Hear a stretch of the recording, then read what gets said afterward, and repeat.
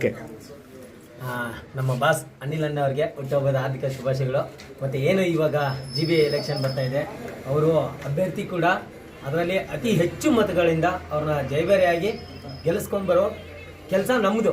ಎಲ್ಲ ಕಾರ್ಯಕರ್ತರು ಜಾತ್ಯತೀತವಾಗಿ ಎಲ್ಲ ಪಕ್ಷಾತೀತವಾಗಿ ಕೆಲಸ ಮಾಡಿ ಅವ್ರನ್ನ ಇದನ್ನ ಗೆಲ್ಲಿಸ್ಕೊಂಡು ಬರೋಕೆ. ಯಾಕಂದರೆ ಚಿಕ್ಕವನಿರೋದ್ರಿಂದ ನಾವು ನೋಡಿದ್ವಿ, ಅವ್ರನ್ನ ತುಂಬ ಕೆಲಸ ಮಾಡಿದ್ದಾರೆ. ಇದೊಂದು ಅವಕಾಶ ಐತೆ, ನಾವು ಗೆಲ್ಲಿಸ್ಕೊಬೇಕು. ಮತ್ತು ಎಲ್ಲ ಗೌರ್ಮೆಂಟ್ ಸ್ಕೂಲ್ ಮಕ್ಕಳಿಗೆ ಪುಸ್ತಕ ಜಾಮೆಟ್ರಿ ಕೊಡ್ತಾ ಇದೀವಿ. ಮತ್ತು ಅಂಗನವಾಡಿ ಮಕ್ಕಳಿಗೂ 11 ಅಂಗನವಾಡಿ ಮಕ್ಕಳಿಗೂ ಸ್ಲೇಟು ಬಳಪಾತನೆಲ್ಲ ಕೊಡ್ತೀವಿ. ಮೊಟ್ಟ ಮೊದಲ ಬಾರಿಗೆ ತಮಗೆ ಹುಟ್ಟುಹಬ್ಬದ ಆರ್ಥಿಕ ಶುಭಾಶಯಗಳು.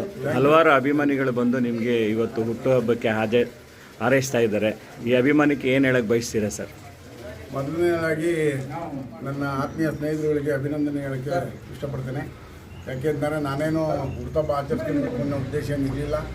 ಪ್ರತಿ ವರ್ಷದಂತೆಯೂ ಸಹ ನಮ್ಮ ಆತ್ಮೀಯ ಸ್ನೇಹಿತರು ಮತ್ತು ನಮ್ಮ ಅಣ್ಣ ತಮ್ಮಂದಿರು ಮತ್ತು ನಮ್ಮ ಅಭಿಮಾನಿಗಳು ಮತ್ತು ಕಾರ್ಯಕರ್ತರು ಪ್ರತಿ ವರ್ಷದಂತೆ ಈ ವರ್ಷನ ಆಚರಣೆ ಮಾಡಬೇಕು ಅಂತ ಅವರ ಒತ್ತಡದ ಮೇಲೆ ನಾವು ಈ ಒಂದು ಹುಟ್ಟುಹಬ್ಬವನ್ನು ಆಚರಿಸ್ಕೊಳ್ತಾ ಇದ್ದೇವೆ ಹೊರತು ಬೇರೆ ಯಾವುದೇ ಒಂದು ಉದ್ದೇಶ ಇಲ್ಲ.